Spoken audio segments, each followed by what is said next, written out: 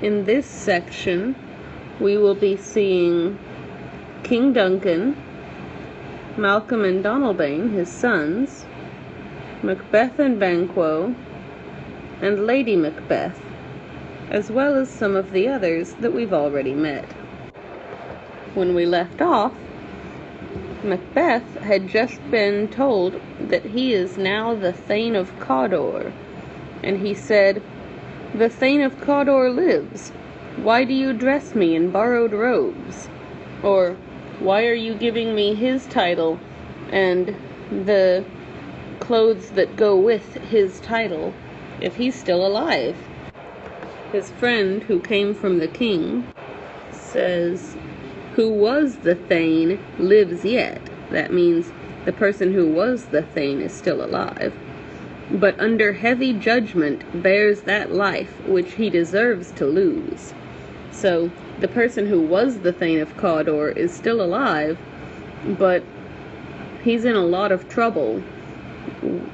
Even though he's alive, that life is in a lot of trouble, and he shouldn't be alive. He deserves to die for what he did. Then we see Macbeth whisper to himself, "Glamis and Thane of Cawdor, the greatest is behind." That means the hardest thing to get to, the hardest thing to accomplish, is already behind me. So the king stuff should be easy if I could manage to be the Thane of Cawdor already. Then he tells them, "Thanks for your pains. Thanks for coming all the way out here." And he turns to Banquo and says, "Do you not hope your children shall be kings when those that gave the Thane of Cawdor to me promised no less to them?" So he's asking, don't you hope that your children will be kings, since the witches have already told the truth about something with me? Banquo looks kind of nervous about that and says, "That, trusted home, might yet enkindle unto you the crown." So if I trusted that all the way home, what they said might still give you the crown instead of my kids. But oftentimes, to win us to our harm, to lead us into things that'll hurt us, the instruments of darkness tell us truths, win us with honest trifles to betray us in deepest consequence.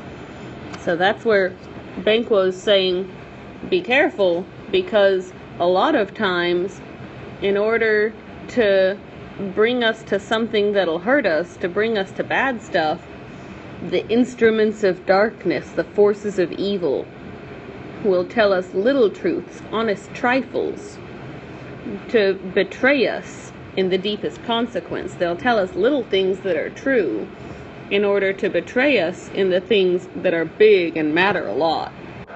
Then he rides off to the others and says, "Cousins, a word, I pray you." So, hey, I wanted to talk to you. And while he's off there, Macbeth says to himself, this supernatural soliciting is like when a door-to-door salesman comes to visit you. So this supernatural soliciting cannot be ill. It can't be bad. It cannot be good. If ill, why hath it given me earnest success commencing in a truth? If this visit from the witches is a bad thing, why has it given me an honest to goodness success? Why has it commenced in a truth? I am Thane of Cawdor.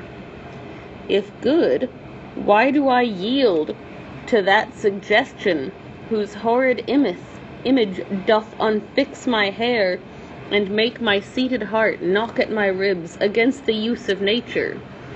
So if it's good, why do I yield? Why do I give in to that suggestion, the idea that I might be king, whose horrid image doth unfix my hair? It pulls my hair out from where it's supposed to be, and it makes my heart knock at my ribs even while I'm seated and resting. So he says the idea of him being king makes his hair fall out and his heart beats so fast like it shouldn't, against the use of nature. because it's just not even worth thinking about him being king because he's not the king's son. And Banquo's over there talking to the others and says, "Look how our partner's rapt." Rapt means like he's so caught up in wonder and amazement. New honors come upon him like strange garments. Garments are clothes, so we see that word like, which tells us this is a simile. New honors come upon him like strange clothes, like clothes that don't belong to you, and it feels a little bit weird. And that's the same way that new honors come upon Macbeth. He's acting like this isn't really his. It doesn't fit him the way it's supposed to. Then Macbeth mumbles to himself, "If chance will have me king, why chance may crown me without my stir." So if chance, if luck wants me to be king, well, then luck might crown me king, might make me the king without my stir, without me being ready for it. And he calls out to the others, "Come, friends!" And they ride away. The next scene starts at Forres. That's Duncan's palace. If you want to go back to the map and look for the word Forres on the map, then you can do that now. In the palace, King Duncan asks, "Is execution done on Cawdor?" So he's asking if the Thane of Cawdor, who betrayed them, has been executed yet. So he had ordered them to execute him and wants to find out if it's been done. We see here Malcolm responds and says, "I spoke with one who saw him die. He did confess his treasons and implored your highness pardon." Treason is when you do something against your own country, when you fight against your own country. Implore means to beg, and pardon means forgive. So Malcolm is saying, I spoke with someone who saw him die. He confessed that he betrayed his country and begged your highness to forgive him. Nothing in his life became him like the leaving it.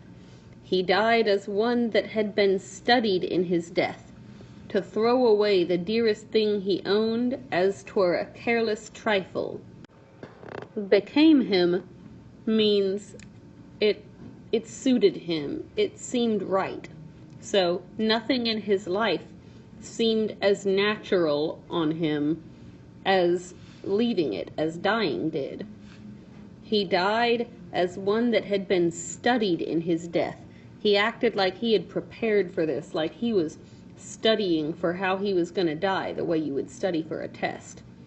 To throw away the dearest thing he owned, his life, as 'twere a careless trifle, as if it were a careless trifle, a little meaningless thing that he doesn't even care about.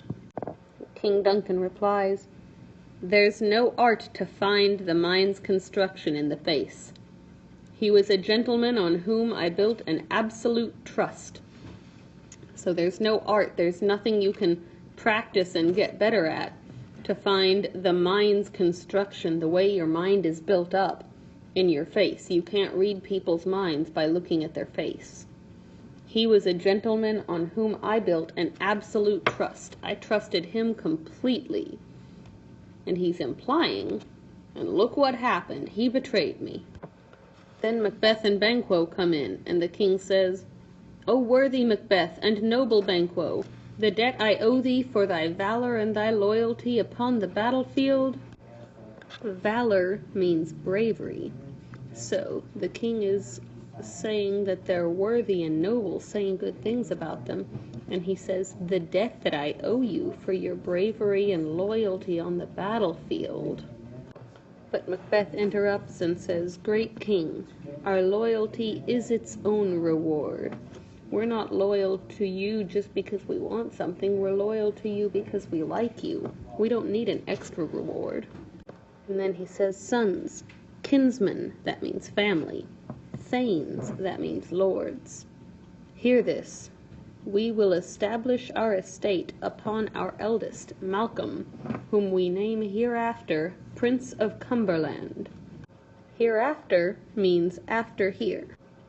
Estate is everything you own, so that the king is saying that when I die, everything I own is going to go to Malcolm, my eldest, whom we name hereafter, from this point on, the Prince of Cumberland. So Malcolm is now going to be the king, and own everything when the king dies.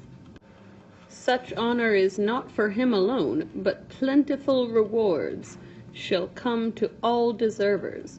So I'm not just going to honor him by giving him good things, but I'm going to give a lot of rewards to everyone who deserves it. Then the king says to Macbeth, from hence, from here, to Inverness, and bind us further unto you. Inverness is where Macbeth lives, so he's saying, I'm going from here to Inverness so that I can spend more time with you. And Macbeth says, I'll be myself the harbinger, that means the messenger, and make joyful the hearing of my wife with your approach.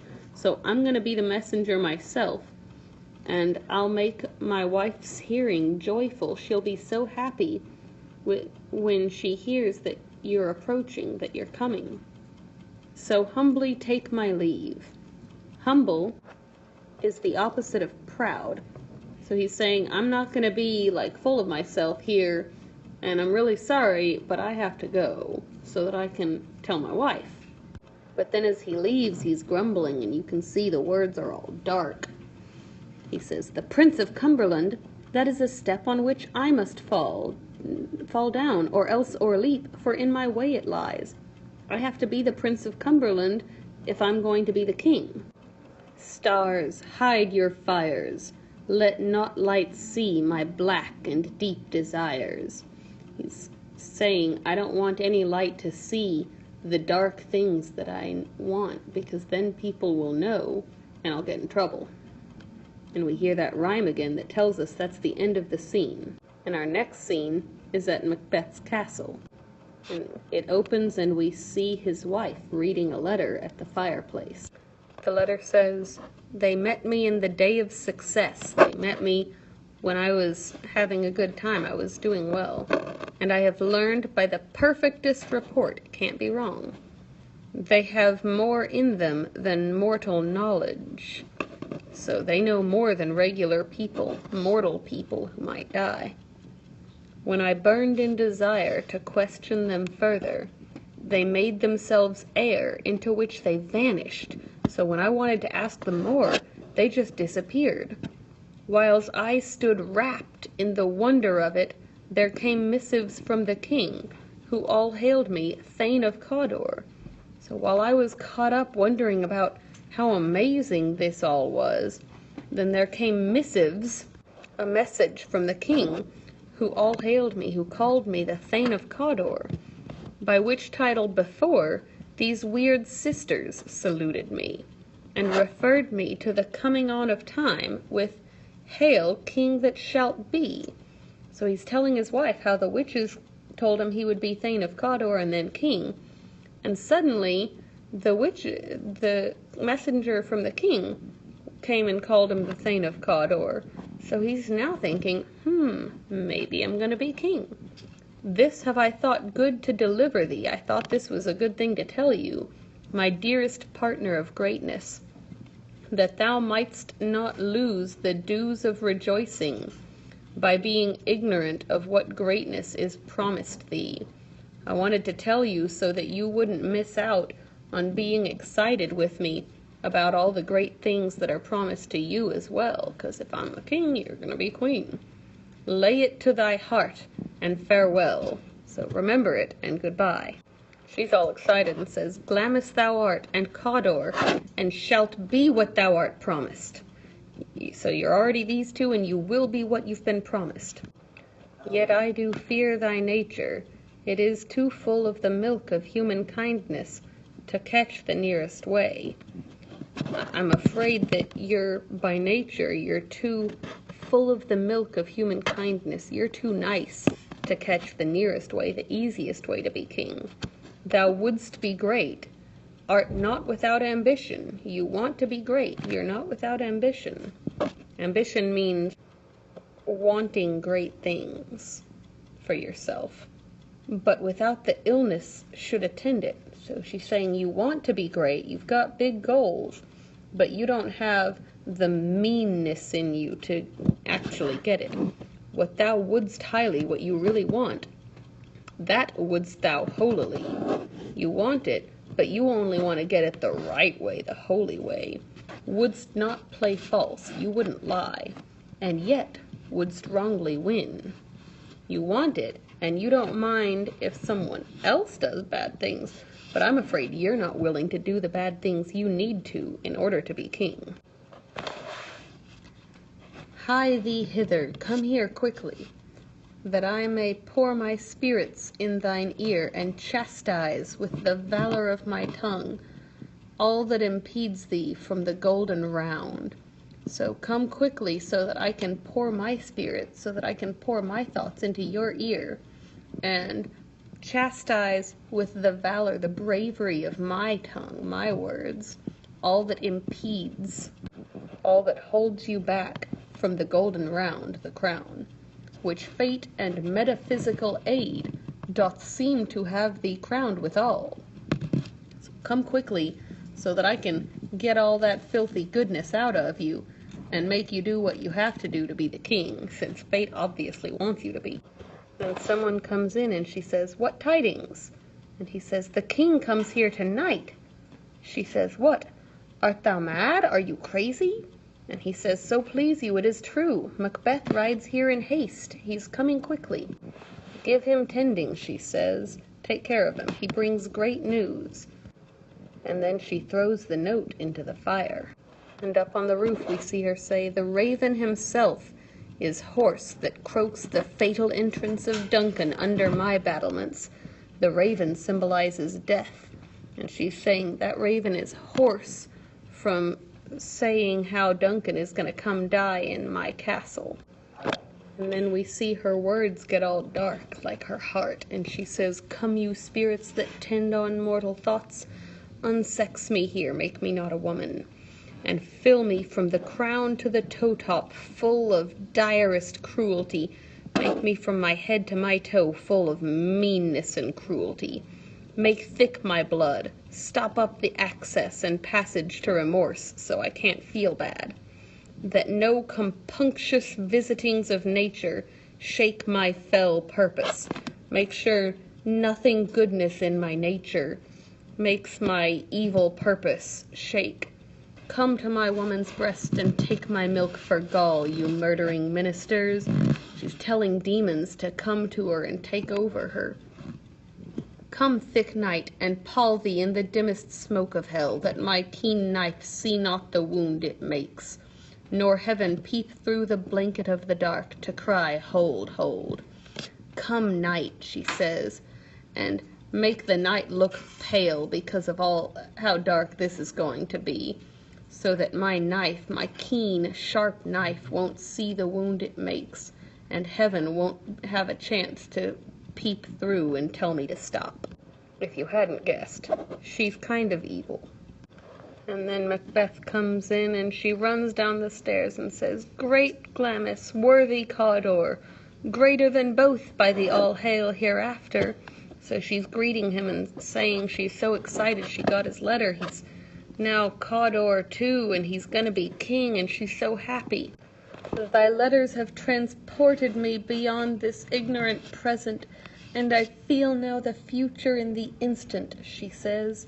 "So your letters moved me to the future, so now I can see, I feel like you're already the king."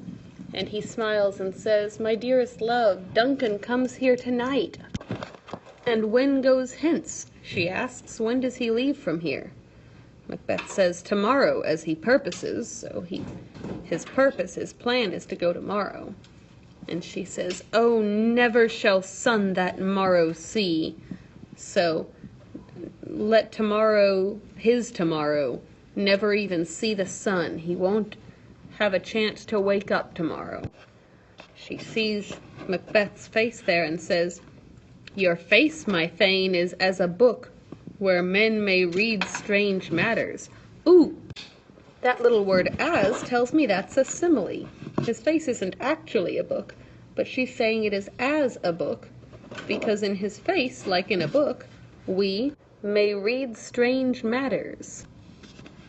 To beguile the time, to fool the time, look like the time, bear welcome in your eye. So to fool them in the meantime, look like them, bear welcome in your eye, look welcoming. In your eye, your hand, your tongue, look welcoming, act welcoming, talk welcoming. Look like the innocent flower, but be the serpent under it. So you should look innocent like a flower, but really you should be a serpent. You should be sneaky and stealthy like a snake. He that's coming must be provided for. He that's coming is the king, so the king must be provided for. And you shall put this night's great business into my dispatch. Dispatch could be like a mailbox. To dispatch something is to send it off. So she's saying, you don't worry about this night's great business with making sure the king never sees sunrise. You let me worry about that. I'll send that off. Macbeth says, we will speak further. And she says, only act your part. Leave all the rest to me. I'll take care of it. Then we see the king coming up with all his parade that comes with him, and she goes out and greets him. Once he comes in, they're all having a great party. Everyone's happy. They've got food and drinks. But Macbeth's not in there partying with them. He's looking concerned and walking the halls by himself. He says, if it were done when 'tis done, then 'twere well it were done quickly. So, if whenever this act is done, it's all over with, then it's just as well that we hurry up and do it quickly, so I don't have to be anxious about it. If the assassination might be the end of this dark business now, but here, upon this bank and shoal of time, we jump the life to come. So he's saying we wouldn't have to wait until we cross the river of time.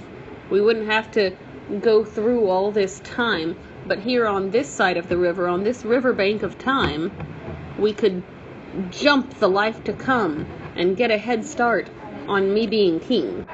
But still there's judgment here. Do we but teach bloody instructions, which being taught return to plague the inventor? So he's saying there's still some judgment. Are we just saying these bad things, which now that we've said them are going to come back and plague us?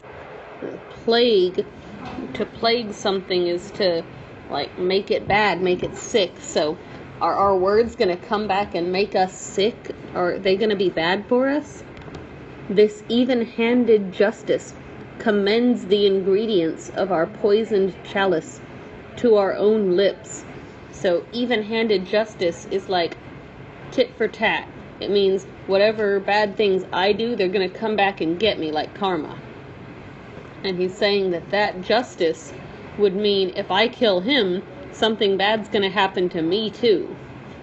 He's here in double trust. First, as I am his kinsman and his subject. So first he's here because I'm his kinsman, I'm related to him, and I'm his subject, he's my boss. Strong both against the deeds, so for both those reasons I don't want to do it. Then as his host, he's my guest, and as his host who should against his murderer shut the door, not bear the knife myself. I need to be protecting him from murderers, not killing him. Besides, this Duncan hath borne his faculties so meek, he's been so humble, so not proud and full of himself, hath been so clear in his great office, that his virtues will plead like angels, trumpet-tongued, against the deep damnation of his taking off. He's such a great guy that his goodness is going to make me look that much worse. I have no spur to prick the sides of my intent, Like cowboys use spurs on their horses to make them go faster. I've got nothing to make my will to do this speed up, but only vaulting ambition, like a pole vault ambition that's jumping over, which overleaps itself and falls on the other. His wife comes up and he says, "How now? What news? What's going on?" She says, "He is almost supped. Why have you left the chamber? Why'd you leave?" Macbeth says, "We will proceed no further in this business.